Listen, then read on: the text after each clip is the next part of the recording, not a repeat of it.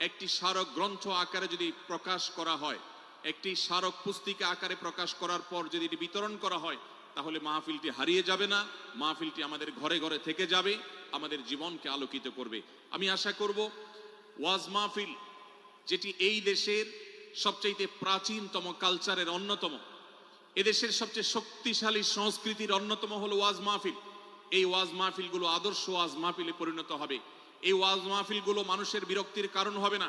শহর এলাকায় রাত বিরাতে গভীর রাত পর্যন্ত দূর দূরান্তে মাইক লাগিয়ে মানুষের দুর্ভোগ সৃষ্টির কারণ হবে না। উচ্চ শব্দ দিয়ে মানুষকে বিরক্ত করার কারণ হবে না মাহফিলগুলো। আমরা যদি আদর্শ ওয়াজ মাহফিলের দৃষ্টান্ত স্থাপন করতে পারি, তাহলে এই দেশ কোরআনের আলোয় আলোকিত হবে, হাদিসের আলোকে আলোকিত হবে, আমাদের ঘরগুলো আলোকিত হবে দ্বীনের নূর এবং আলো দ্বারায়।